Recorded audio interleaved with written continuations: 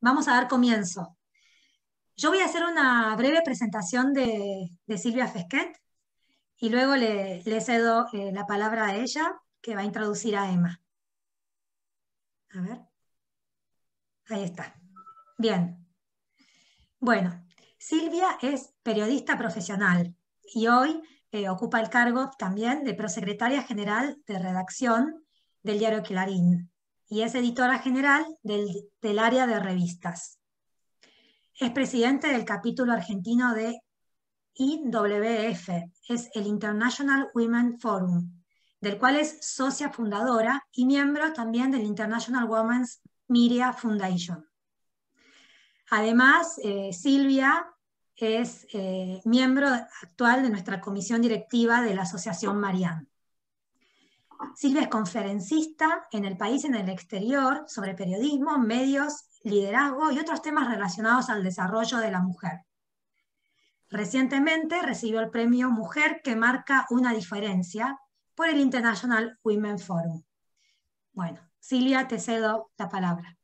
Bueno, muchísimas gracias, Lisa. Bueno, muchas gracias a todas las que se están conectando y fundamentalmente a Emma Cibotti, que es nuestra invitada de hoy, con quien vamos a hablar de independencia, vinculado con el 9 de julio de 1816, revolución, con aquella francesa, el 14 de julio de 1789, y el rol de las mujeres. Emma Cibotti, si todos la conocen, vamos a hacer una brevísima presentación, es historiadora, es máster en Ciencias Sociales con especialidad en Historia de Flaxo, es académica de la Academia Porteña del Lunfardo y es presidenta de Activas, Asociación Civil Trabajar contra la Inseguridad Vial y la Violencia con Acciones Sustentables. Bueno, Emma, muchas gracias nuevamente y te damos la palabra. La mecánica va a ser una introducción del tema a cargo de Emma, después vamos a tener una charla y vamos a abrir preguntas a todas las socias que estén participando. Que bueno, muchas gracias de nuevo y Emma, te escuchamos. Muchísimas gracias, Silvia, muchísimas gracias.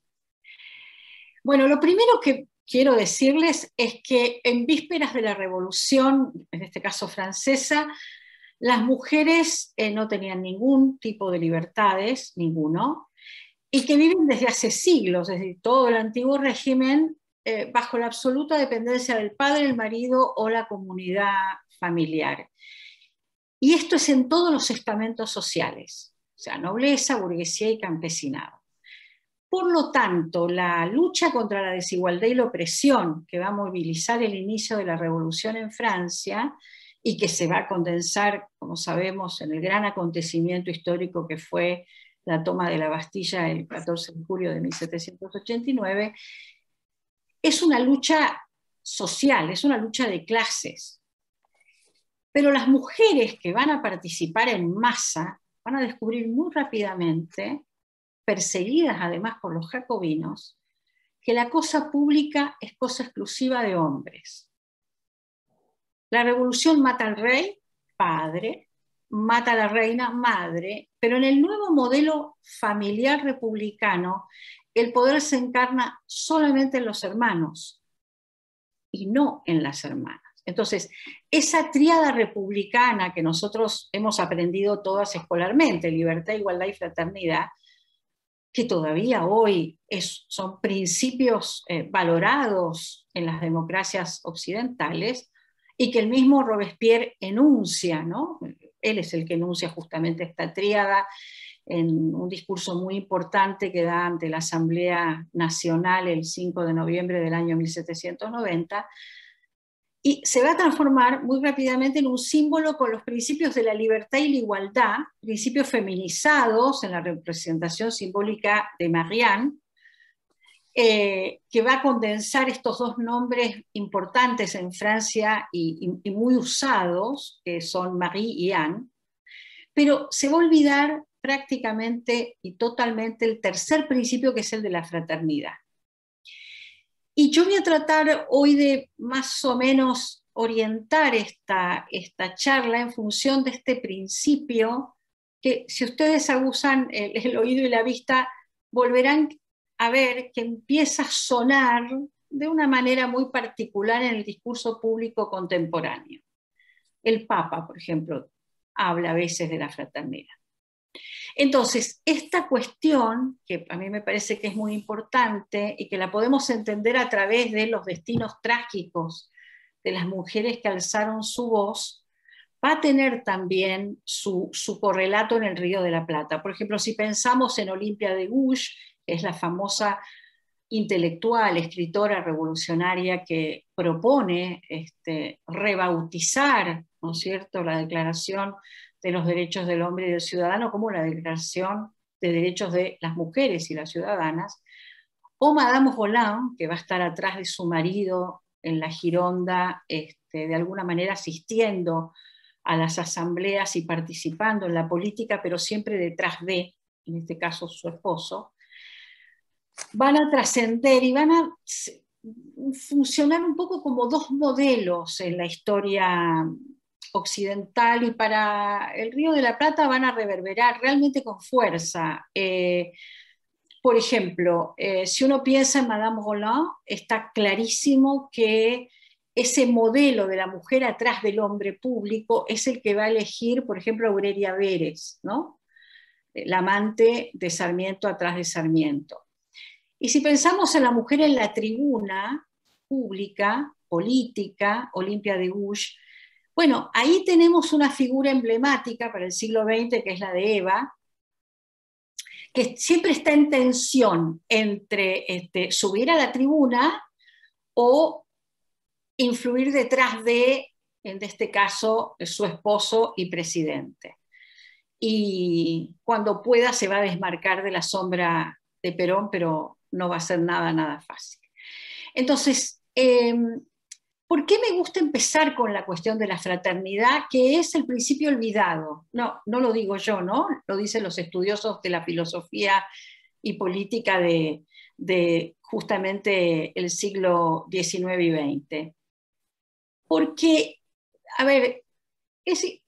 Robespierre lo enuncia, pero después va a ser reconsiderado por hombres como San Martín, por ejemplo. Entonces, ahora, el problema es por qué es omitido, por qué entra en declive. Porque probablemente de las tres expresiones simbólicas de la Revolución Francesa en cuanto a principios, la fraternidad sea justamente el más disruptivo. Digo, la libertad y la igualdad, señalan los autores, son claramente derechos y como tales se conquistan en la lucha, pero la fraternidad es una práctica y como tal se construye en una relación entre, obviamente, personas, entre ciudadanos. Entonces, es absolutamente disruptivo porque está vinculado a una palabra que nosotros olvidamos cuando hablamos de las guerras justamente, y decimos independencia, o hablamos de la declaración de la independencia de nuestro 9 de julio del año 1816, pero en el vocabulario de los actores de la época está muy presente a través de la expresión emancipación. Por ejemplo, San Martín usa el término emancipación en la correspondencia, cuando habla justamente de la epopeya americana.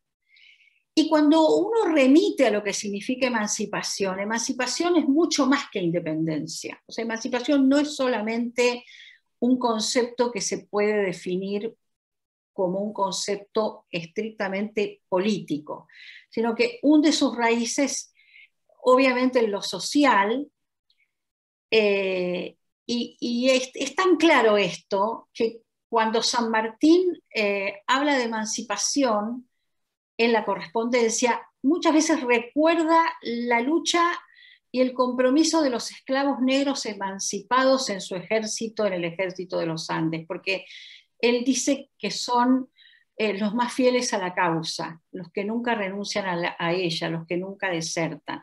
Entonces es interesante observar que cuando Mitre, su biógrafo, escribe la historia de San Martín, la subtitula "Y de la emancipación sudamericana". Entonces acá tenemos en el inicio una cuestión interesante, que es que tres principios, de los cuales dos tuvieron obviamente su desarrollo, digamos, hasta en blanco sobre negro, digo, en el periodismo de la época, pero de la fraternidad se habló mucho menos, y sin embargo justamente es el más disruptivo de todos ellos. Entonces, por ahí, no sé, Silvia, si querés que ya introducir preguntas, yo tengo después para desarrollar esto como particular, pero cuando quieras, no quiero ganarte más del tiempo que ya tengo. Una pregunta sería, ¿cuánto realmente influyó la Revolución Francesa, digamos, y todo lo que desencadenó en los acontecimientos de julio de 1816? Hay quienes sostienen que, independientemente de lo que pasó en Francia, ya había acá de este lado del mundo una suerte de distanciamiento, digamos, con España, que ya estos territorios, digamos, esa relación ya estaba sufriendo un desgaste, había como un germen de sublevación. Entonces la pregunta sería, bueno, ¿cómo los sucesos de 1789 realmente, cuál fue el peso que tuvieron y qué aspecto de esos acontecimientos influyeron en la declaración de Tucumán? En realidad acabo de decirlo, es la emancipación. A ver, ¿a qué voy? Claro que acá ya tuvimos las invasiones inglesas, así que en 1810, para el Río de la Plata, sobre todo para el puerto de Buenos Aires, es el pueblo en armas. Así, estamos ya constituidos en los términos del ideario de la Revolución Francesa. Un pueblo en armas porque nunca se desarmó después de 1806-17. 3 años después, acá los esclavos tienen hasta el derecho de portar armas blancas. Entonces, la realidad de Buenos Aires es totalmente distinta a la del resto de las capitales de virreinato o capitanías generales como la de Santiago, donde se proclaman las primeras juntas. La nuestra es la única primera junta, además, nunca me canso de repetirlo porque es fundamental, que se constituye básicamente con criollos, que no son hombres del régimen colonial, porque podrían serlo, pero no lo son. En cambio, la de Santiago de Chile, la de Bolívar en Caracas, todas ellas se constituyen con personalidades de ese antiguo régimen colonial, que quedan dentro de esa primera junta. Aquí no hay uno solo. Esto es lo primero, en ese sentido es hombres nuevos, digamos, que todos tienen su edad y han hecho su carrera, ¿no es cierto?, digamos, en el mundo anterior o colonial. Pero la continuidad de las personas no nos debe confundir. Son tipos que ya tienen otras ideas en la cabeza, totalmente distintas. Y han, por supuesto, abrevado, bueno, Rousseau, Voltaire, Montesquieu, la verdad, han leído el canon de lo que había que leer, lo han leído, lo han discutido, lo han debatido y lo han incorporado. Moreno, inclusive, que era el más reacio al principio, porque hay que pensar que Moreno era el abogado de los esclavistas. Moreno, en el Río de la Plata, es un hombre probo, inteligente, brillante, tiene la misma edad que San Martín, hay que recordarlo, no es un hombre joven, no es el numen de la revolución, ni lo será, es un hombre ya hecho y derecho que tiene su bufete al servicio de los comerciantes esclavistas como Álzaga. Bueno, la voltereta ideológica que tiene que dar Moreno, a mí me maravilla, porque es el que va contra hasta sus propios intereses, entre comillas, de economía doméstica, ¿no? El tipo que da toda la vuelta, influido por Belgrano, al que cada vez se escucha más. Pero entonces digo, para llegar, estamos en el 9 de julio de 1816. Lo que estos hombres están mirando son 2 cosas. Primero, ese escenario internacional que se ha puesto difícil, porque Fernando VII ha vuelto al trono, y porque ya no tienen las de ganar sencillamente con una declaración de la independencia, que el problema no es hacerla, sino el problema es construir el orden posterior. Aquí viene toda la cuestión. Silvia, acá, o sea, cuando ustedes piensen esto, realmente la desesperación de estos hombres es, ¿y mañana qué? Porque, digamos, son todos reformistas ilustrados, devenidos revolucionarios. Todos sufrieron la contingencia de las decepciones. Se fueron decepcionando en el antiguo régimen. No resultó las reformas borbónicas, no le fue resultando ni a Belgrano, ni a San Martín, bueno, Muy bien, se transforman en revolucionarios, pero no quieren guerra civil. O sea, toda la correspondencia de Belgrano en el norte, toda la correspondencia de San Martín con sus jefes militares y con sus subalternos, digamos, sus subordinados, pero sus oficiales, es para minimizar el costo humano de la revolución, que sea revolución, pero que no siga con la guerra civil tan cruel. Entonces, 1816 es esa dificultad. ¿Qué orden? Bueno, república, monarquía, esa discusión está, y es cierto que Belgrano y San Martín están pensando en la monarquía constitucional. Monarquía constitucional, claro. A la Gironda, por eso digo, la referencia Inglaterra-Francia, pero la Francia girondina, está. Lo digo por esto, San Martín es un admirador absoluto de Mirabeau. Mirabeau fue el hombre, digamos, preclaro, que murió demasiado rápido, pobre Mirabeau, porque era la voz de la Gironda. No sé, hay hombres que a veces son necesarios en algunas instancias históricas, y Mirabeau era un tipo necesario que murió antes de tiempo, porque él tenía una voz más moderada, él podría haber evidentemente avanzado en otra dirección, pero muere Mirabeau en el 91. No hay forma de convencer al rey de que la salida tiene que ser una salida a la inglesa, digamos, que era la apuesta de Mirabeau. Va a ser la apuesta de San Martín y va a ser la apuesta de de Belgrano. Entonces no es que están mirando el modelo inglés, están mirando también la tradición histórica francesa que se frustra, ¿no? Pero entonces eso implica, hay una línea directa. Nosotros tenemos lo nuestro, por supuesto. ¿En qué sentido en el Río de la Plata? Y este es el virreinato más sui generis de todos. Entonces, a ver, empecemos por el principio. La capital del virreinato del Río de la Plata es Buenos Aires. Es una capital política y social, pero no militar. La capital militar está en Montevideo. O sea, por eso cuando los ingleses están entrando, ¿no? El virrey está convencido que van a ir a tratar de atacar el fuerte de Montevideo, porque el fuerte de Montevideo es la capital militar del virreinato. No, los ingleses venían obviamente por el tesoro del virreinato, que sabían que estaba acá en Buenos Aires, por lo tanto van a invadir Buenos Aires. ¿Buenos Aires es un puerto? No, el puerto está en Montevideo. Esta es la aduana. Es una situación bastante particular. Esta es una aduana. Acá está el poder fiscal, pero la posibilidad de comerciar con el mundo se da gracias a el puerto de Montevideo, que es la entrada, digamos, que permite. Entonces, es un virreinato sui generis porque cuando se crea, no hay ninguna ciudad real que cele Buenos Aires, en el sentido que Buenos Aires es la más pobre de todas las ciudades. Más pobre que Córdoba, más pobre que Salta. ¿Qué tiene Buenos Aires? Buenos Aires es un barrial, es una ciudad chata, es una ciudad rústica, es una ciudad que no tiene estamentos sociales muy diferenciados, como pasa en Córdoba y como pasa en Salta. Les pongo un ejemplo. Cuando se dicta la libertad de vientres, hay una escena maravillosa que cuenta Mariquita Sánchez de Thompson en sus memorias.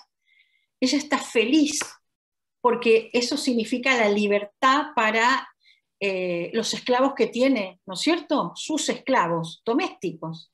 Entonces va contenta a anunciarle la libertad de vientre, y el ama de leche que tenía, digamos, le dice que ella no la quiere. Y Mariquita, ofendida, le da un cachetazo. Le dice, ¿cómo no va a decir? Claro, porque los esclavos en Buenos Aires, ¿no? En el interior donde trabajaban, pero acá eran parte de la familia, eran servicio doméstico. Es una sociedad realmente muy, muy pequeña en número, 40.000 almas más todo lo que hay alrededor, pero es una sociedad mínima. Las relaciones son muy personalizadas y además todos han tenido algo que ver con las invasiones inglesas. Entonces, ¿entendés? O sea, acá hay una especie de dinámica de una democracia inorgánica, para entender un poquito, no es la palabra exacta para la época, pero para entender un poco de qué tipo de sociedad es esta. Entonces, y después el costo de la guerra. En un virreinato en el Virreinato del Río de la Plata, si sacamos el altiplano boliviano, que tendría aproximadamente 1.500.000 habitantes, y el Paraguay, que tenía 500.000, el resto de lo que podríamos hoy reconocer como el territorio argentino, más la banda oriental, eran 600.000 almas. Chile, la Capitanía General de Chile tenía 1.200.000. México tenía 8, el Brasil tenía 4. ¿Por qué cuento esto? Porque el esfuerzo y el costo social humano de arrancar con la revolución en el Río de la Plata y con Buenos Aires a la cabeza es brutal, están todos extenuados. Entonces, es otro el movimiento, pero las ideas influyen Emma, mucho. bueno, me gustaría que después habláramos un poquito de ese nuevo orden, ¿no?, que se genera a partir de 1816 y cómo se va gestando y conformando. Pero vos recién nombraste a Mariquita Sánchez de Thompson. Entonces quiero tomar un poquito el tema de las mujeres. Hablamos un poco de las mujeres de la Revolución Francesa, que me gustaría después profundizar, porque fueron las más aguerridas, las que salieron en la primera línea de batalla. Sí. Y eso estuvo muy bien, pero cuando quisieron ocuparse de la cosa pública, allí, digamos, todo se acabó. Y yo quiero tomar un poquito esto, pero ya que nombraste a Mariquita, también hubo de este lado del mundo mujeres bastante olvidadas por la historia en general y que tuvieron. Mariquita Sánchez, por ejemplo, lo más connotado que se recuerda es que en su casa se cantó supuestamente el himno por primera vez. Y en realidad era bastante más que eso, desde negarse a casarse con el marido que había elegido la familia y llegar a juicio para que le permitieran casarse con Thompson, que era su gran amor, hasta otras mujeres como, bueno, Macacha Güemes, Juana Zurduy, digamos, cada una en lo suyo, digamos, hizo su parte, y en general, digo, han sido bastante olvidadas. Me gustaría que viéramos un poquito las mujeres allá, las mujeres acá. Alguien recuerda, sí, por supuesto, Olympia de Gauche fue guillotinada. Y también. Claro, por eso, bueno, muchas de ellas terminaron en la cortan la cabeza, guillotina. exactamente. Sí, o sea, a partir y eso que, bueno, me gustaría que después habláramos de las tejedoras, de las jornadas de 1795, de cómo después hay una especie de vuelta a lo que algunos consideran el orden natural de las cosas, la mujer bajo la sujeción, digamos, del marido. Exacto. Tomemos un poquito el tema de las mujeres allá, acá y algunos personajes. En términos históricos, aunque les parezca mentira, acá les fue mejor que allá. Es muy, muy vulgar esto que digo, así muy... No, pero es verdad. Es decir, ¿a qué me refiero? Primero, acá tenemos nuestros próceres, porque hay que hablarlo así, eran próceres, los próceres nuestros, muy amigos de las mujeres. Primera cuestión importante. San Martín, Belgrano, todos, en general, tienen afección por la vida con las mujeres, por las tertulias, por la conversación.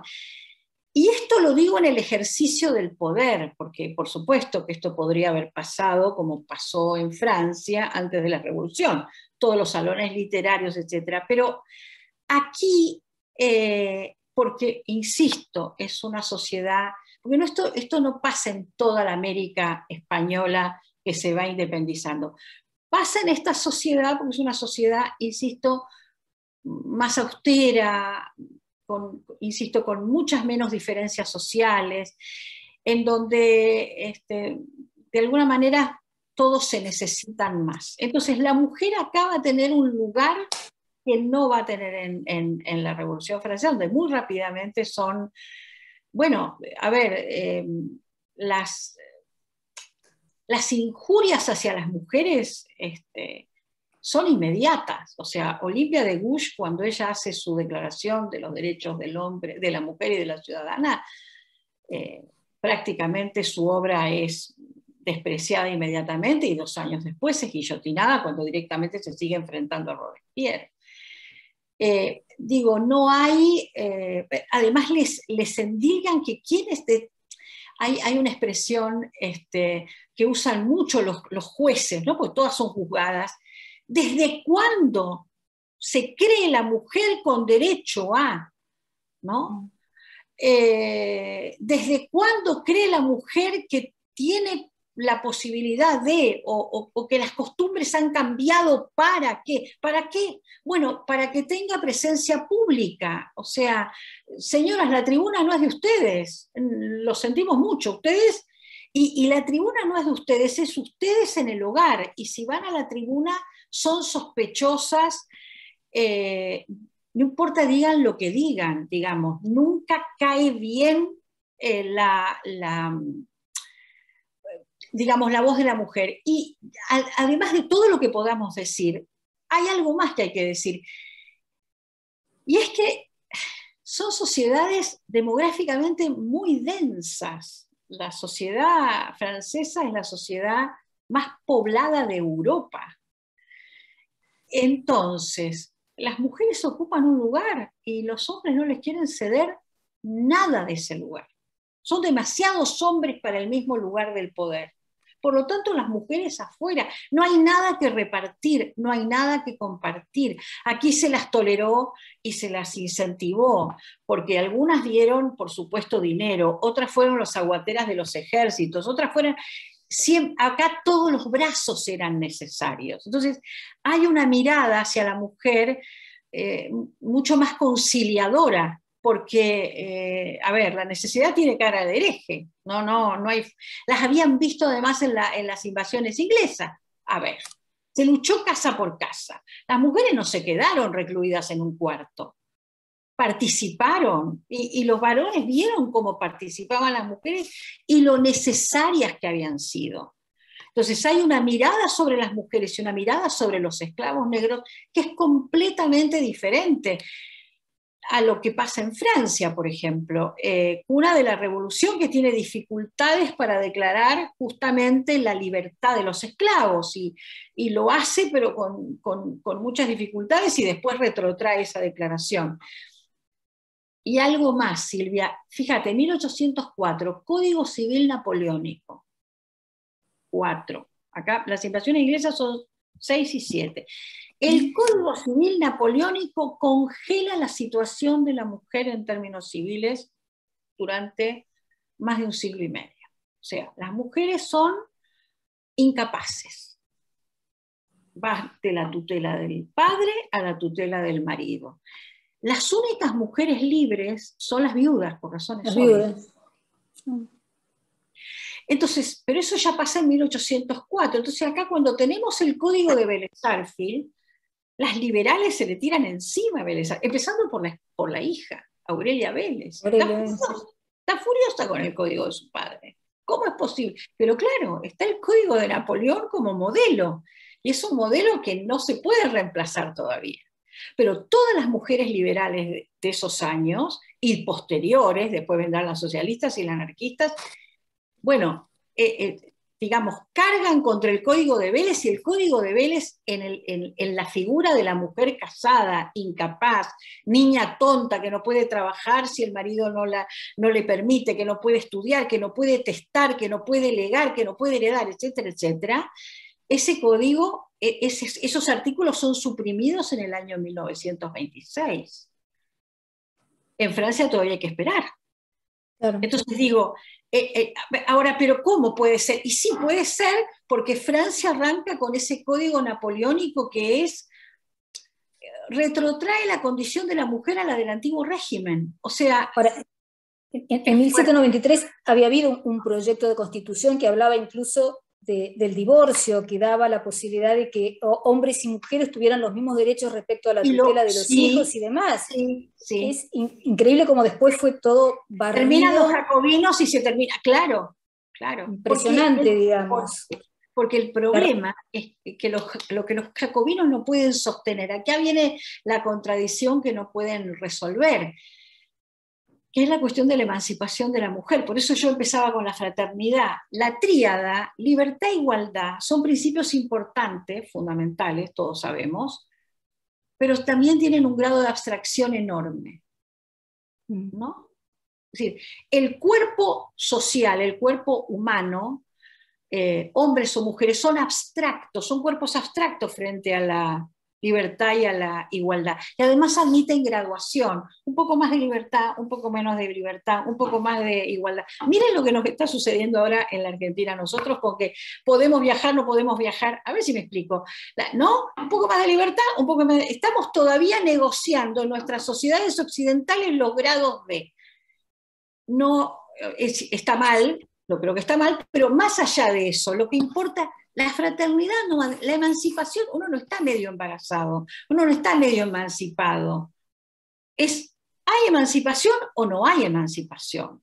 Entonces, como la fraternidad es una relación, es una construcción, ¿no? Bueno, a ver, ahí no hay vuelta atrás. Entonces, ahí hay un desacomodamiento que no se va a poder resolver bajo los jacobinos y que menos se va a resolver después con el Código Napoleónico. Y tomo lo de la emancipación, porque cuando uno recorre todo el siglo XIX y llega, por ejemplo, hasta las anarquistas que habían emigrado a Buenos Aires, las mujeres anarquistas tienen un lema que es increíble: ni Dios, ni patrón, ni marido. Y a los anarquistas, a sus maridos, los llaman cangrejiles, el cangrejo que va para atrás, ¿no? Porque en realidad creen que la mujer a fregar, y ellas se rebelan, la mujer a fregar nada, ¿no? ¿Y de qué hablan en el diario, en La Voz de la Mujer? De la emancipación de la mujer. Otra vez el tema de la emancipación. Pero ¿cómo? ¿No tenemos libertad e igualdad? Sí, pero el problema es que es como si hubiera que reglamentar la libertad y la igualdad. Cuando uno saca una ley en el Congreso viene la reglamentación, ahí todo lo que era fabuloso es menos fabuloso. Bueno, pasó eso con los principios de la revolución. Había que reglamentarlos y las reglamentaciones nunca fueron favorables a las mujeres. Entonces tenés esa tensión permanente, tenés que cruzar el siglo XX 2 guerras mundiales para que eso aclare, ¿no? Estaba pensando que a pesar de esto que vos explicabas de la diferenciación en cómo se concibió a la mujer en la lucha por la independencia acá, este lugar diferente al que tuvo en Francia, a pesar de eso, la mayor parte de esos nombres quedaron después como sepultados, o sea, terminó la parte esta de las luchas y son nombres que fueron, digamos, reflotados más de un siglo y pico después. Por ejemplo, estaba pensando María Remedios del Valle. Ella era negra y Belgrano la nombró capitana de su ejército, o sea, que era una cosa como mujer y negra, o sea, pareciera inconcebible. Pero es como si después hubiera habido una especie de retroceso y como si eso hubiera quedado en el olvido, ¿no? Pero Silvia, eso, perdón, tiene que ver con la historiografía, porque las sociedades contemporáneas no las olvidaron tan fácilmente. O sea, yo te nombro un montón de mujeres del siglo XIX, todas ubicadas en las revistas, las pocas que circulaban, con sus voces plenas, etc. Para los contemporáneos eran figuras, digamos, iban rescatándose unas a otras. Cuando uno se mete en las fuentes del siglo XIX no tiene la impresión de que el siglo XIX las olvidara. El problema vino después, cuando empiezan probablemente las historias nacionales, ¿no? Las historias... Alguna de ellas, como Juana Zurduy, murió en la miseria, a pesar de que había dado, digamos, todo por las luchas de la independencia, perdió 4 hijos, perdió a sus padres, perdió a su marido, hizo actos de arrojo y valentía. O sea, también hubo un cierto olvido, algunos héroes de la independencia, no me parece... No, hay héroes y hay heroínas, pero cuando vos recorres las fuentes de la época, no tenés la impresión de que los contemporáneos las desdeñen. Claro. ¿Entendés? O sea, por eso te digo entre comillas, mejor que allá, donde hubo directamente una persecución. No, eso claro. Es decir, una persecución brutal sobre, inclusive, como dicen las historiadoras francesas, una resexualización. Ustedes son el sexo débil, ustedes se callan la boca, ustedes no tienen derecho a... Y es fuerte, es muy fuerte esa... hoy diríamos, violencias de género, pero por doquier, digo, es difícil leer esos discursos sin sobresaltarse, por supuesto, hoy, ¿no? Hoy. Entonces, claro, después viene el siglo XX, y para el siglo XX, cuando comienzan los tejidos de estas construcciones más digamos, estructuradas historiográficas, cómo se cuenta la historia, ahí sí tenés, evidentemente, inclusive poco trabajo de fuentes, Silvia, porque además muchas de estas cosas se fueron conociendo después, simplemente porque no se buceó suficiente en los archivos. Bueno, entonces, justamente sí. Hay una pregunta de María Teresa Constantín, si pregunta si en la historia de Mitre aparece alguna mujer.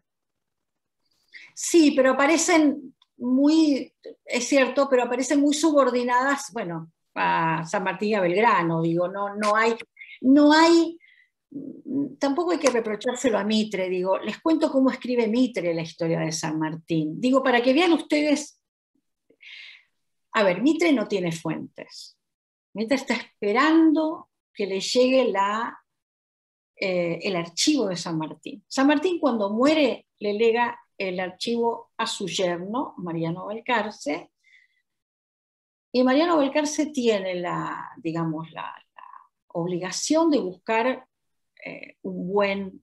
digamos, una buena pluma que pueda dar cuenta de ese archivo. Y Mariano Balcarce ha pensado primero en Guido. San Martín pensó en vida que Guido iba a pedir ese archivo, Guido no lo pide. Así que Mariano Balcarce, con mucho pudor y mucha prudencia, va a ir entregando documentación a Mitre del archivo de San Martín. Ustedes piensen que San Martín era masón, y que, bueno, Mitre también, etcétera, Sarmiento, bueno, pero digo que hay cuestiones que, por ejemplo, no sé, que San Martín no está dispuesto a contar, y de hecho no contó. Esas cosas se rompieron. Por ejemplo, todo lo de la logia Lautaro se rompe. San Martín ha dado juramento de que no va a hablar de la logia Lautaro, y no habla de la logia Lautaro, y tampoco habla de Guayaquil. Digamos, hay cosas que no se cuentan, que él ha así dispuesto.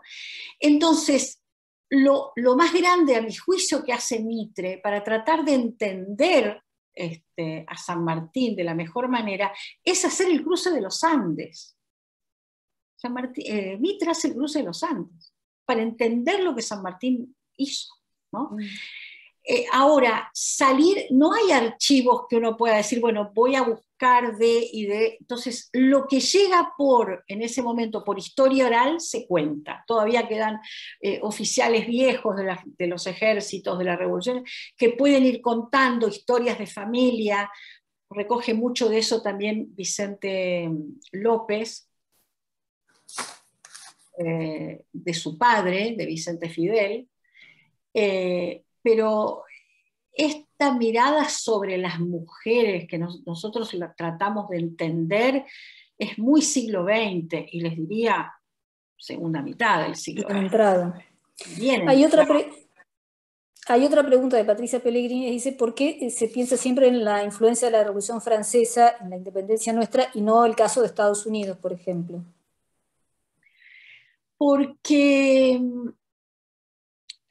Primero porque en realidad la independencia de los Estados Unidos influye sobre la Revolución Francesa, simplemente porque es anterior. Ustedes saben que es anterior en años.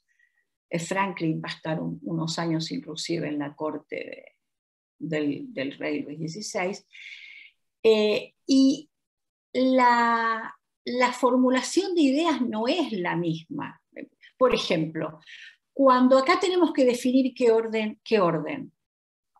Y la Confederación de Estados de Estados Unidos acá no funciona, porque las colonias eran más o menos parejas en población, y todas con salida al mar, y acá no sabemos todavía cómo organizarnos. Entonces, esa confederación aquí no va. Por eso digo, las influencias son mucho menores, porque la realidad geográfica, política, histórico-social es totalmente otra. Y finalmente, por lo obvio, porque los próceres están influidos todos, digamos, por supuesto Bolívar, y por supuesto Belgrano, que ha viajado y se ha educado de alguna manera en Valladolid en los momentos en que está a punto de estallar la Revolución Francesa y se queda, y San Martín, etc. son europeos. Es decir, acá hay una cuestión, ellos son europeos, no son norteamericanos, digamos. No, esa influencia es imposible. Pueden haber leído los próceres de la independencia americana, pero nada más. Es un mundo muy ajeno. Y además es el mundo protestante, no nos confundamos. O sea, también hay muchas cosas acá que influyen para que no sea tan fácilmente asimilable, digamos, ¿no? Así que sí, es por ahí, es por la Revolución Francesa y todo lo que genera. San Martín viaja con su librería. Yo no sé si conocen esta anécdota de San Martín transportando sus libros. ¿Conocen la anécdota? Es muy linda esta anécdota. Contala, sí. Son 800 volúmenes los que trae el Río de la Plata, ¿no? No es que, por supuesto, no los leyó todos, ni mucho menos, y tampoco son los que él eligió. Son los que de alguna manera las logias y los masones le indican que es lo mejor que puede llevar. Trae de todo, ¿eh? Trae mucho Montesquieu, mucho Voltaire, no Rousseau, pero sí Diderot, escritos y cosas de Mirabeau, y por supuesto trae la visión paranoica, si ustedes quieren en términos actuales, sobre la Revolución Francesa del abate Baruel, que era un jesuita, escapa a Londres, a Inglaterra, y desde ahí escribe su mirada sobre la Revolución Francesa. Es un ensayo, creo que tiene, no sé si 3 tomos o 4, entre el 90 y 1008, perdón, no, 1007, perdón, 97 y 99, que es una mirada conspirativa. La Revolución Francesa es producto de la masonería y de los Illuminati, que son un grupo fanático de Baviera. O sea, miren ustedes, ¿no? Y eso se consume mucho en esos años. San Martín está obviamente en España, se consume mucho como parte de una mirada que evidentemente es una mirada conspirativa, denigratoria de todo lo que es la Revolución Francesa, pero que va muy de acuerdo a la mirada de la Iglesia y a la mirada antiliberal, y San Martín trae los libros también, es parte de lo que consideran que tiene que... ¿Y qué hace con los libros cuando llega al Río de la Plata? Bueno, una vez que parte, va a dejar algunos en Mendoza, otros en Santiago de Chile y otros en Perú. O sea, es una biblioteca que él trae para ir dejando parte de... Entonces, es como transportar las ideas, ¿no? A ver, ¿qué tenemos acá para llevar? Y vienen son las europeas, son los filósofos de la Ilustración europea, ¿no? Alguien, Patricia Pellegrini, acota que gran parte de esos libros están ahora como patrimonio de la Asociación Histórica de Mendoza, allí conservados. Sí, tiene toda la razón y es muy emocionante. A mí ya me han contado que se puede visitar y es muy emocionante verlo. Es muy fuerte. Te quería hacer una preguntita respecto acá a las colonias, digamos, acá en América. 2 años después de que estalla la Revolución Francesa, Haití, en 1791, es como la primera colonia que se subleva, ¿no? Que toma estos principios de la Revolución y decide, bueno, vamos a hacer los nuestros. Y es bastante duro lo que pasa. Bueno, pasa que no hay cómo sostener el proceso haitiano. Entre otras cosas, uno tiene la impresión que Haití es, bueno, todavía hoy, ¿no? Nace como un país inviable, es decir, no tienen manera de sostenerse, digo en términos económicos, no solamente en términos... y la esclavitud después retoma fuerza, después a comienzos del siglo XIX, retoma fuerza y todas las aspiraciones que había habido de libertad en Estados Unidos, por ejemplo, se barren debajo de la alfombra. En la medida en que esa expansión del capitalismo temprano lo necesite, habrá comercio de esclavos y vamos a tener eso durante un tiempo largo todavía. Por eso también el Río de la Plata en ese sentido queda como cobijado por el tipo de producción que hay, ¿no? Siempre digo, no es que las sociedades son mejores o peores, sino que acá con la tierra, es decir, Belgrano, que había descubierto el producto de la tierra, con toda esa mentalidad fisiócrata, que me preguntan por la influencia norteamericana. La fisiocracia viene de Europa, es decir, las ideas de la fisiocracia son europeas, el producto de la tierra se puede trabajar, y entonces él acaba de descubrir una cantidad de cosas que se pueden hacer y cultivar, y va a promocionar que sea, él descubre de alguna manera la pampa húmeda, por decirlo así, él descubre la agricultura, ¿no? Inventa la Argentina como nosotros la conocimos, la estudiamos. El inventor de esa Argentina agraria, pecuaria ya estaba, pero agraria y después agropecuaria, es Belgrano, ¿no? Y no se necesitan esclavos para eso, claramente, al contrario. Hablando de esclavos, alguien comenta que Napoleón restablece la esclavitud. Sí, Napoleón congela. Napoleón lo congela todo, es impresionante. O sea, Napoleón estabiliza la revolución y exporta las ideas con sus ejércitos por Europa.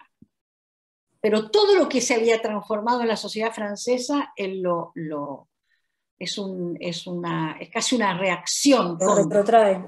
Claro, una reacción, sí, tal cual.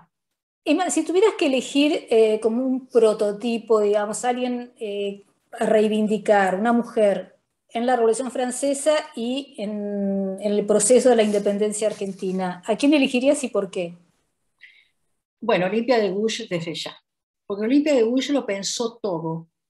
Realmente, no solamente hizo el ejercicio de transformar el decálogo de los derechos del hombre y del ciudadano, o sea, los artículos los pasó, ¿no? Los reescribió para las mujeres. Ella se dirige a la reina, no al rey, es genial, ¿no?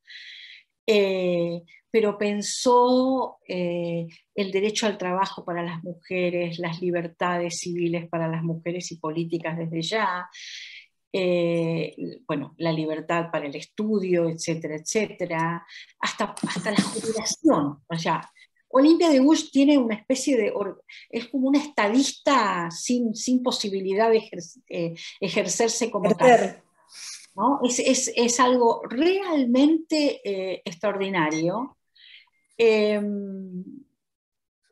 Y bueno, por ejemplo, ella enviuda y no se vuelve a casar porque tiene así la libertad de la pluma. Ahí tenés un ejemplo de una mujer que se da muy rápidamente cuenta que no, tutela del marido no, y entonces enviuda y sigue sola. Yo creo que sin ella no entenderíamos es decir, esa parte de la Revolución Francesa hubiera quedado oscurecida. Miren, lo de los jacobinos fue brutal. Entonces, nosotros tenemos por educación, lo tuvimos en los 60 y en los 70, toda la artillería pesada de la Revolución Rusa con los partidos guevaristas, comunistas, hablándonos de los jacobinos en términos de próceres maravillosos, ¿no? El modelo revolucionario del leninismo es el jacobinismo, ¿no? Perdón, o sea, gracias a que ahí tienen un ejemplo. La historiografía siguió avanzando, es como el libro rojo de Mao, ¿no? Por favor, uno de los bestsellers del siglo XX. A ver, respiremos hondo. Menos mal que la investigación historiográfica continuó, entonces empezaron a sacar debajo del, digamos, de los escritorios enterrados los papeles de Olimpia de Gouges, etcétera, etcétera. Entonces, eso por un lado a mí me parece que hace una diferencia enorme, ¿no? Por eso a mí me impresiona mucho que en el siglo XIX nuestro, sin conocer a Olimpia de Gouges, que no la podían conocer por esto que les digo, tantas mujeres hayan hecho cosas tan interesantes. Y aquí me inclino más que por un colectivo. O sea, a mí lo que me fascina de nuestro proceso de la Revolución de Mayo y después la independencia y lo que desgraciadamente sigue, es ese colectivo de mujeres tratando de detener la guerra civil. A mí me hace como, si vos me decís, me emociona, porque estoy hablando de los años 1830. O sea, Juana Manso ya no está en el Río de la Plata, en realidad todavía está en el Río de la Plata, después ya se irá al exilio obligado de Montevideo. pero hay un montón de mujeres que escriben y tratan de frenar la guerra civil que ellas... Y en eso son sanmartinianas, o sea, San Martín también lo vio y dijo, yo acá no me quedo, yo no soy caudillo, soy jefe militar. O sea, yo soy libertador, no soy un caudillo que va a arrastrar a la población a una guerra civil sin cuartel. Entonces, más que una mujer en particular, me impresiona esos colectivos, ¿entendés? Como figuras de un entramado de una sociedad muy pequeña en cantidad, en cantidad de personas, demográficamente muy débil, pero mujeres muy interesantes. Entonces sí, tenés a la Gorriti, tenés a, bueno, Juana Zurduy, vos la mencionaste, pero es todo como un colectivo. Las mujeres que acompañaron en Tucumán a Belgrano, por ejemplo, ¿no? De alguna manera aplaudiendo la gesta de la batalla de Salta y después de la de Tucumán. Esa especie como de animación de estas mujeres para estos hombres que les digo, la verdad, cuando uno miraba los ejércitos del otro lado, Dios mío, esto digo, entonces me parece que se va armando como un colectivo femenino, si cabe la expresión, muy interesante, muy interesante. Alguien pregunta acá si en el Río de la Plata hubo espías y cortesanas. Bueno, tengo entendido que Macacha Güemes hacía tareas como de espionaje de alguna manera, ¿no? Pero bueno, gustaría que espías en el sentido de espiar a los realistas, ¿no? Supongo que esa es la pregunta, digamos, ¿cómo hacer para...? Es un tema ese, porque, bueno, en principio, empecemos por el principio, cambian las alianzas. O sea, ustedes piensen un poquito en corto tiempo. El pobre Liniers pasó de héroe a traidor a la patria. ¿Cuántos años? 4 o 5 años. Poco. ¿No? Álzaga. A Liniers lo fusilan en el 11, creo, 10-11, ahí nomás. Y Álzaga en el 12. Pero si habían sido los héroes de las invasiones inglesas. Ah, bueno, pero ha cambiado todo el marco de las alianzas. Ahora digamos, los enemigos son los amigos porque nos pueden prestar las armas. El tema con los ingleses siempre fue ese. Con los ingleses básicamente lo que hubo fue una relación signada por la necesidad de que los ingleses apoyen de alguna manera la revolución. Los jefes de la revolución saben que los ingleses no pueden decir apoyamos, porque en ese momento entran en conflicto inmediatamente con su aliado español, y no pueden. Pero entonces es todo por abajo. La misión de Moreno, en la que muere, ¿no?, en alta mar, es para conseguir armas. Es decir, es para establecer tratativas para ver de qué manera se puede consolidar el proceso acá. Entonces hay una mirada muy compleja, porque los amigos de ayer pueden ser los enemigos de hoy. Esto es bastante impactante. Al mismo tiempo no estamos en Lima, no estamos en México, ni siquiera en Santiago de Chile, sociedades, insisto, más estamentadas, más rígidas, más donde estas cuestiones tienen otro peso, ¿no? Pero sí, acá San Martín usó mucho a los espías y la guerra de Zapa para poder cruzar los Andes tranquilo. Él manda el avance, él se establece en Cuyo, ¿no es cierto? Y en Cuyo realmente como un estadista organiza esa sociedad. A ver, San Martín pone en pie de guerra para cruzar los Andes un ejército de 5.000 hombres, ¿no? Mulas, pertrechos, caballos, etc. La población de todo Cuyo, toda la población cuyana, son entre 43.000 y 50.000 personas. El 10% está en los Andes. Ustedes se dan cuenta que eso te deja sin respiración. Nada de eso, nada imaginable así en Europa, nada imaginable así en Estados Unidos. No son gestas parecidas en ese sentido, ni en el resto de la América Española. Es acá donde realmente era una lágrima, porque este era un desierto el virreinato en términos de poblamiento, ¿no? Entonces, ¿y eso por qué? Porque las poblaciones nativas, los aborígenes, los grupos originarios eran muy pocos, era una zona de paso.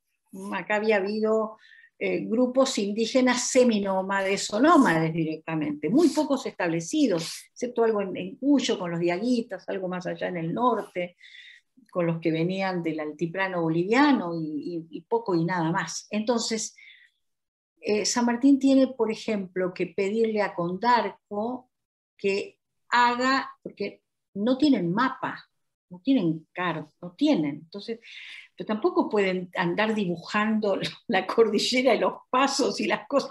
Entonces lo tienen que hacer sin que se note. Entonces Condarco va a recorrer el camino y va a grabarse en su cabeza todos los accidentes y las cosas que él ve. Es extraordinario. Y al mismo tiempo San Martín tiene que confundir del otro lado de los Andes a Marcó del Pont para que crea que va a cruzar por un lado cuando en realidad va a cruzar por el otro. Encontrarlo por atrás, encerrarlo y dar la batalla y ganarla, digamos, ¿no? La verdad que es impresionante desde todo punto de vista, ¿no? Cuando uno empieza a ver, además retrotrayéndose a aquel momento, ¿no? Con la carencia de todo. Sí, Y hablando de todo. hablando de la gesta de los Andes, tenemos muy, seguramente vivo el recuerdo de las damas de Cuyo donando sus joyas y bordando la bandera. Al margen de eso, ¿hubo mujeres, no sé, como alguien preguntaba, haciendo como de espías para el ejército de San Martín No, o no en desempeñando algún Cuyo. otro rol? No en No. Cuyo, que yo sepa, no recuerdo, no. Sí en Lima después, bueno, pues ya serán otras historias, ¿no? Pero ves la sociedad limeña, estamental, rígida, o sea, es otra cosa, ¿no? Pero en los Andes no, digamos, en la zona cuyana eso no, nunca he leído, no me he encontrado con nada que... Pero ves, ahí tenés el colectivo de las damas mendocinas, otra vez un colectivo femenino. Por eso digo... y es perfecto, digamos, no podía ser de otra manera que no fuera colectivo el esfuerzo. Son muy pocas, son pocos los hombres, son pocas las mujeres, es poca la población. No da para que vos tengas, porque una Madame Roland, una Olimpia de Gouges, etcétera, tienen que tener una cantidad de cosas ya preexistentes, ¿no? Una posición social, una educación, etcétera, etcétera, pero más circuitos de divulgación, de distribución, de publicidad y públicos. Si no, bueno, pero para que haya públicos tiene que haber una trama societal más densa. ¿Entendés? Acá están todos son públicos, todos son protagonistas, todos son tribunas, van y vienen. Esto hay que entenderlo, porque si no, estamos imaginando una sociedad que no existía. Había en ese momento, producto, digamos, de la cantidad de... Porque entre 1810 y 1816 el estado así de guerra y de luchas continuaba. Total. En virtud de eso había muchas mujeres que eran jefas de hogar, que quedaban, ¿no?, a cargo de sus hijos y de sus casas, porque estaban sus hombres, digamos, peleando afuera. O sea, es un fenómeno que por ahí no se tiene demasiado en cuenta, ¿no? Que Pero también tenían... lo tenían en cuenta en la época. No, digo, mirado desde acá, ¿no? No, mirado En desde acá general, es impresionante. No, mirado desde acá es impresionante. Bueno, es una sociedad en donde la amenaza de la guerra civil, de la muerte, por eso las mujeres se unen para publicar, y para publicar basta de guerra civil, porque las atraviesa, no es algo que pasa en otro lado, les pasa a ellas, ¿no? La que es muy expresiva en todo esto es Mariquita, ¿no? Que tiene con qué, porque ella sí tiene recursos para... ella es más asimilable a las mujeres de la Revolución totalmente. Francesa. Puede escribir, Tiene su puede salón. interpelar a Rosas, como lo interpeló Olimpia de Gouges. Si vos querés un paralelo, la que interpela a Rosas es Mariquita, que le dice, no me vas a meter en cana, ¿no? Algo así como... Pero le tiene miedo. Claro. Es decir, no, claro, y de hecho se va, o sea, a ver, no. Es es muy impresionante digamos, la diferencia estaba pensando en Rosas y Camila Gorman, ¿no? La no dejar tampoco que, bueno, acá vamos, a mí me gustaría hablar un poquito del cuerpo de las mujeres en términos bien físicos. Camila Sí. embarazada, ¿no? Ustedes saben que Olimpia de Gouges, cuando, bueno, sabe que la sentencia es la guillotina, reclama que, no es verdad, pero no importa, dice, estoy embarazada para que le den unos meses más, porque en general, no, tampoco. Y a Camilo Gorman, ¿qué se pensaba? Con la misma lógica, ¿no? Una mujer embarazada no se la toca, se espera que nazca la criatura y después se ajusticiará, digamos. Entonces, lo que sí me parece impresionante es que, bueno, el siglo XIX es el siglo del sacrificio de las mujeres en términos físicos, en términos corporales. Porque la doctrina de los principios liberales escinde el cuerpo de la mujer. O sea, primero lo niega. Las mujeres no tienen nada que hacer de nada. Seguimos con el antiguo régimen, etc. Después, progresivamente, sobre todo en el Río de la Plata, por ahí es un poco más flexible. Piensen ustedes, por ejemplo, Juana Manso abriendo una escuela mixta. Después la tiene que cerrar, pero llega a abrir una escuela mixta. Llega a abrir una escuela mixta. Una escuela mixta, nada de eso todavía hay en Francia, por ejemplo. Es decir, eso es lo que le pasa a Sarmiento cuando va a Europa. Sarmiento va a Europa convencido, ideas de la Revolución Francesa, que va a encontrar y se encuentra con que la modernidad está en Estados Unidos, no está en Europa. En Europa queda espantado de lo conservadora que es la sociedad en relación, él viene de Chile, pero en relación a lo que pasa acá digo en América, y lo que por supuesto él ve en Estados Unidos, en Boston, donde está, etc., ¿no? Eso también es muy interesante, digamos. Para Sarmiento el futuro está en los Estados Unidos, estamos hablando ya de mediados del siglo XIX. Pero entonces, cuando las mujeres empiezan a reclamar, claro, tienen que reclamar por todo, derechos civiles, derechos políticos, etc. Y nos van dando los derechos de manera dividida. Por ejemplo, hay sociedades en Latinoamérica que entregan antes los derechos políticos y mucho después los derechos civiles. Nosotros fue el caso al revés. Tuvimos derechos civiles plenos en el 1926, la mujer casada deja de ser la niña tonta, tiene derechos, etcétera, etcétera.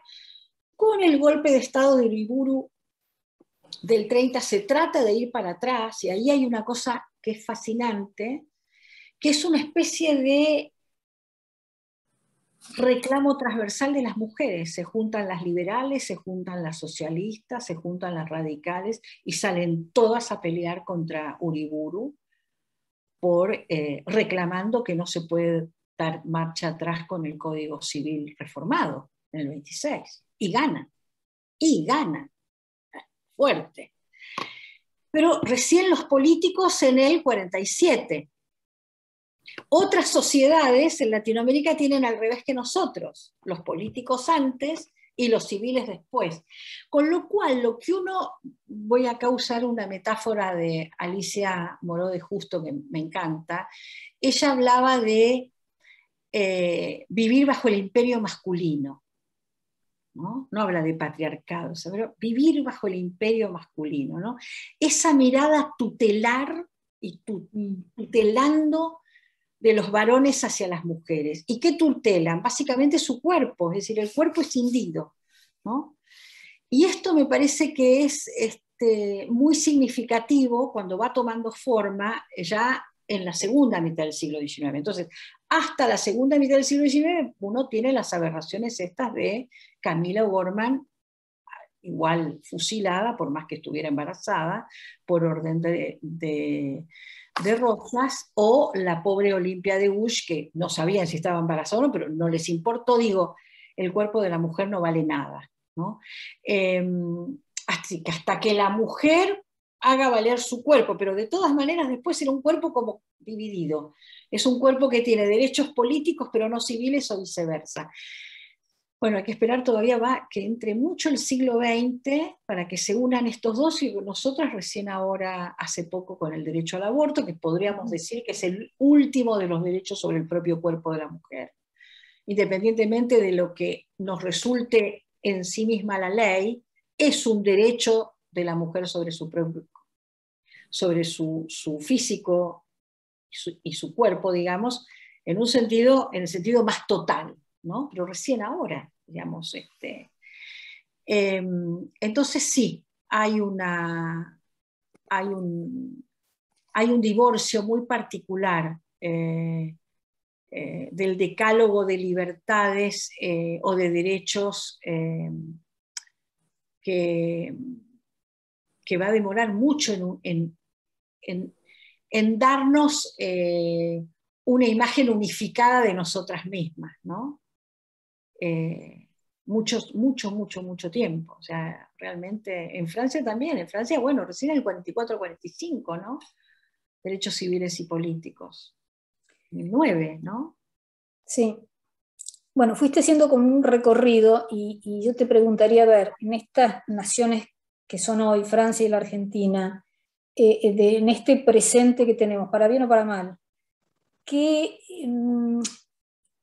¿cuál sería un poco el legado, digamos, de cada uno de estos movimientos? ¿Qué cosas sentís que, bueno, con el tiempo terminaron imponiéndose y que son como definitorias, ¿no? Que tienen que ver con la esencia de cada uno de estos países? Yo creo que hay algo en común que apareció con los últimos movimientos feministas, bueno, europeos, pero también acá en la Argentina. El derecho al aborto fue un revulsivo total, porque es la emancipación de la mujer en toda regla. Entonces, vos lo que tenés ahí es tan disruptivo que las mujeres ahora interpelan el ideario de la Revolución Francesa, que por otra parte es el ideario de las sociedades republicanas y democráticas de América Latina, sean más democráticas, menos, eso aparte, no importa. El revulsivo es que no hablan de fraternidad, hablan de sororidad. Y eso es fuerte, porque es como diciendo, ¿saben qué? Nosotras ahora, la fraternidad, les frères, o sea, nosotras somos las hermanas, sororas. Yo demoré un tiempo en entender por qué este empeño, digamos, porque es un empeño conceptual importante, digamos, no es una palabra fácil de decir, no se entiende bien a qué van, no se entiende por qué no hablan de la hermandad, no se entiende por qué no hablan de la fraternidad. Y no hablan porque la exclusión, porque hacen valer, están cobrándoles la exclusión de más de un siglo y medio, por no decir 2. Entonces, a ver, y ahora vemos cómo seguimos. Entonces, casualidad, el Papa empieza a hablar de la fraternidad. No, hay que escucharlo al Papa, digamos, más allá de lo que ustedes piensan del Papa, porque siempre va a pescar, a ver por dónde, porque acá el Papa tiene digamos, la interpelación del Papa es al colectivo humano, ¿no? Hombres, mujeres, no, hombres, mujeres y todo lo que querramos decir en el medio en cuanto a identidades sexuales, etc. Entonces, muy, muy interesante. Yo empecé a escuchar hace relativamente, no tanto, de golpe en los discursos, la idea de la fraternidad. Pero las mujeres dijeron sororas. Nosotros decimos sororidad, ¿no? Entonces, si vos me preguntás, Silvia, ¿qué veo? Y yo veo un movimiento muy disruptivo. Creo que el legado es un legado, no es un legado conciliador, al menos en este momento. Es un legado disruptivo. Y si a eso, desde el punto de vista de las luchas políticos sociales de las mujeres, acá y allá, y un poco, digamos, en Occidente, de forma un poco general lo digo.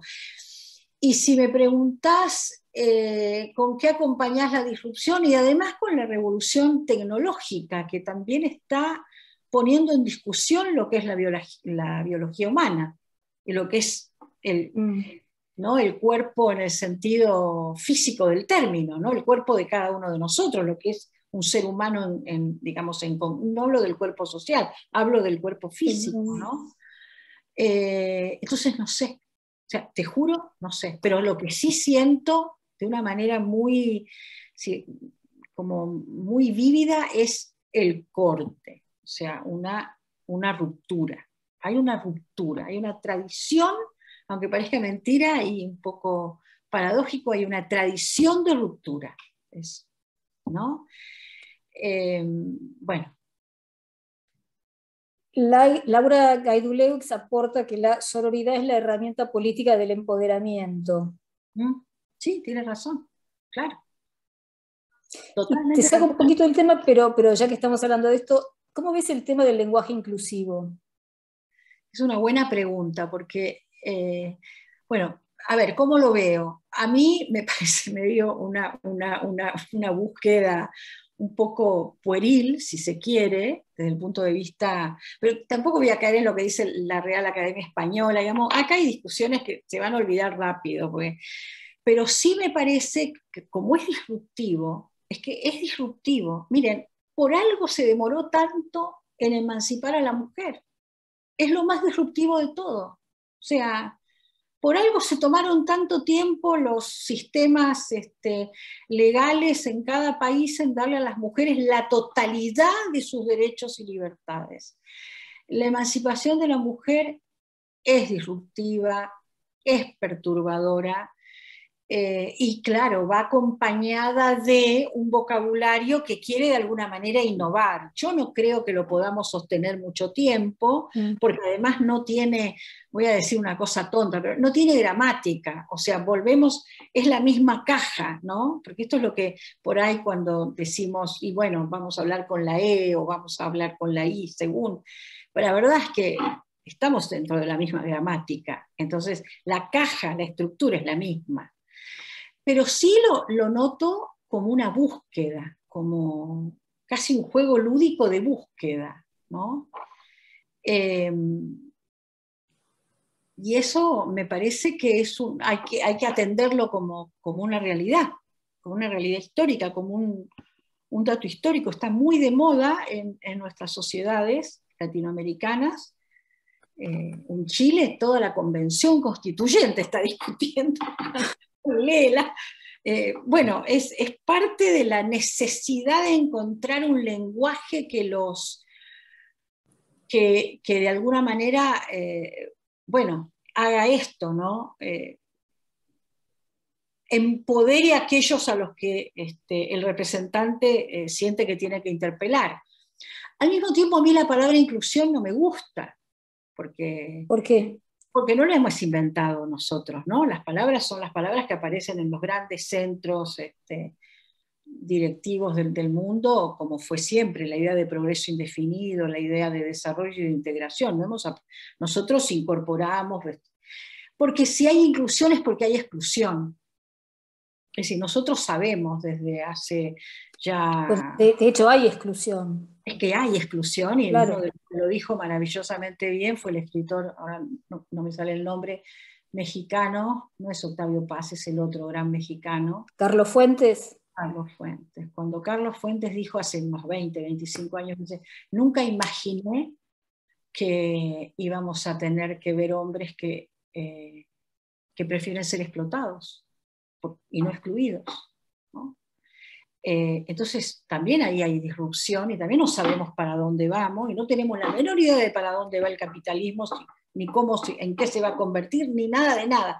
Entonces digo, el lenguaje inclusivo me parece que tiene que ver con esto, ¿no? Es como una especie de balsa en el naufragio, como estamos acá parados, hablamos... Un manotazo. Es un código, ¿sabes qué? Es como un mot de paz, ¿viste? Entre los que más o menos estamos juntos, en vez de las banderas en los campos de batalla, ¿no? El famoso estandarte que había para que no matar a los amigos, digamos, ¿no? Entonces el celeste y blanco, etcétera, etcétera. La bandera era una manera de ubicarse en el campo de batalla y los colores de la bandera de reagruparse.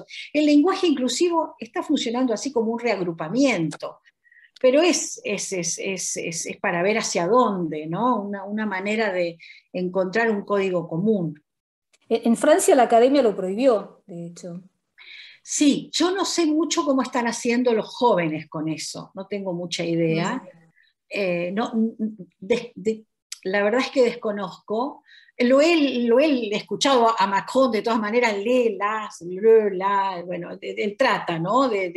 Hasta ahí. De ampliar un poquito. Exacto. Pero porque me parece que es un código como de comunicación necesario de alguna manera.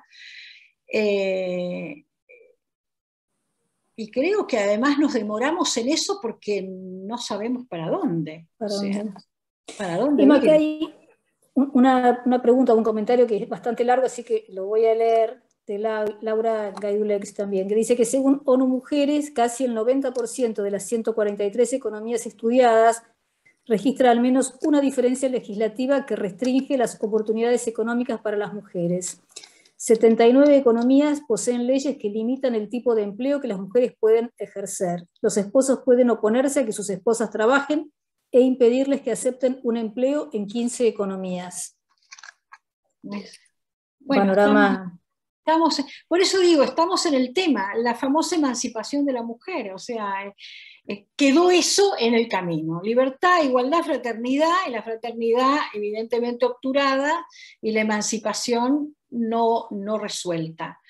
Y mientras eso no se resuelve, hay una eclosión de identidades diferentes, sexuales diferentes, ¿no? que también modifican enormemente el cuadro binario con el que nos veníamos manejando hasta no hace tanto tiempo atrás. Entonces, bueno, y sobre eso una discusión sobre qué es el cuerpo humano, ¿no? O sea, ¿qué define lo humano? ¿Qué define lo Es un humano? tema apasionante y yo entiendo que sea difícil ponerse de acuerdo, pero ya que estamos ahora, pues una cosa muy de actualidad, ¿estás de acuerdo con esta inclusión de la posibilidad de elegir en un documento, cuando se pregunta por sexo, poner la X, el no binario? ¿Te parece que A es mí me conducente parece, o que es una... no, yo, pero es ya estoy hablando casi como mamá, o sea, en sentido de ciudadana mamá pensando en lo doméstico, porque creo que acá yo suelto y dejo que, a ver, si, con los cuidados del caso, yo dejaría que las personas decidan lo que les parezca. El problema para los estados es poder regular también eso, ¿no? Digamos.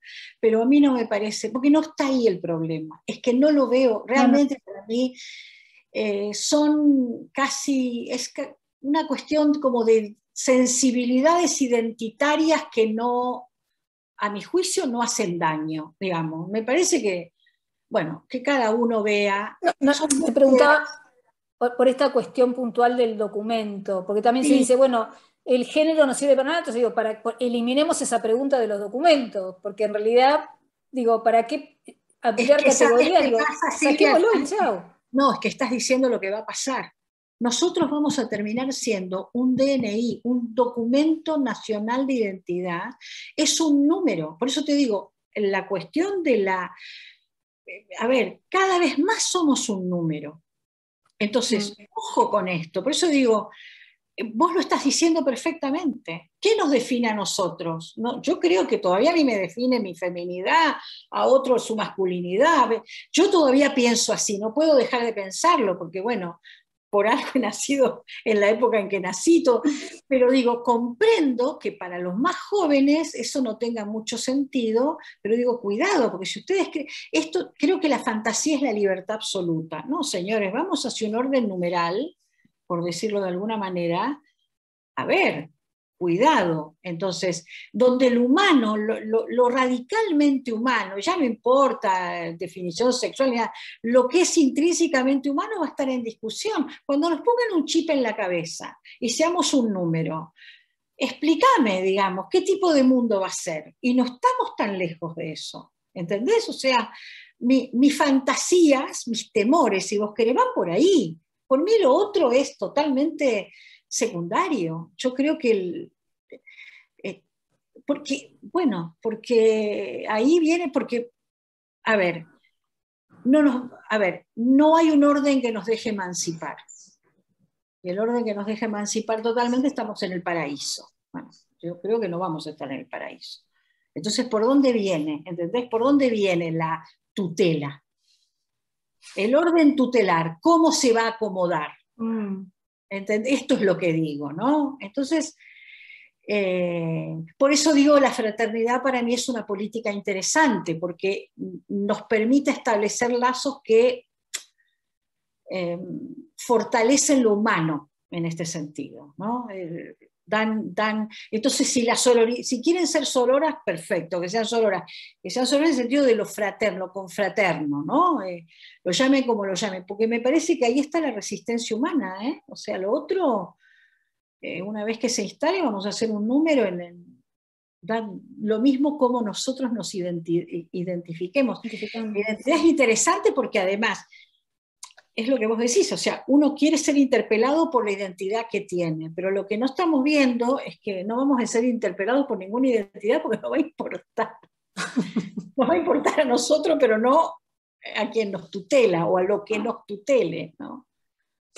Bueno, como para ir cerrando, porque ya nos recontrapasamos, pero me parece que está interesantísimo y están ahí muy buenos comentarios, se está agradeciendo en el chat. Desde tu lugar de historiadora, como para redondear un poquito esto, ¿cómo ves el futuro? Si bien has hablado bastante, pero tenés una mirada más vale optimista, pesimista, esperanzadora. Ya acabas de hablar un poco de esto, pero redondeando, ¿cómo ves lo más cercano ahí adelante? Lo que veo es una transición larga, esas transiciones históricas que son, ¿no?, que han tocado en la historia del mundo, de la humanidad, digamos, desde que salimos de las cuevas. Entonces, estamos en plena transición. La esperanza es lo último que se pierde. La esperanza es profundamente humana. Entonces yo, me fortalezco en los valores humanos. Ahí vamos, ¿no? Me parece que tenemos que, en las relaciones humanas, que tenemos las relaciones sociales, de trabajo, de todo, donde nos tenemos que afirmar es en lo más humano que tenemos. Y da lo mismo si estamos de acuerdo o no, esa parte de lo humano justamente es el disenso. Entonces, eso no es lo importante. Entonces, me parece que es apasionante a ver si podemos desarrollar una interesante trama relacional para soportar lo que no vamos a poder decidir que no pase, porque no podemos decidirlo. Entonces, ¿viste cuando decir esto? Me parece que es un momento de resistencia en el mejor sentido, para evitar lo que no queremos que nos pase, que es perder lo humano, lo estrictamente humano, digamos. Eso es lo que me parece. Bueno, la verdad, lindísimo mensaje, Emma. Millones de gracias. Muchísimas gracias a todos. Bueno, por nuestra parte creo que fue una charla riquísima. Chicas, Lisa, no sé quién quiere. Bueno, muchísimas gracias. Vamos a aplaudir a Emma. Gracias. Gracias, Emma. Me gustó mucho estar acá. Muchísimas gracias. Buenísimo. Muchas gracias a vos. Brillante, millón de gracias. Muchísimas gracias. No sé si Lisa quiere cerrar. No. Ya con las palabras de cierre, te agradezco muchísimo, Emma. Gracias. La verdad que todos los que se subieron a la charla se quedaron hasta el final, porque eso significa habla por sí solo. Nos pasamos como media hora del horario, pero bueno, me parece que valía. Así que bueno. Muchas gracias, Emma, nuevamente, y bueno, gracias a todas por haberse sumado. Marian, muchísimas gracias. Chicas, gracias. Un gusto enorme. Gracias, un gusto. Chao.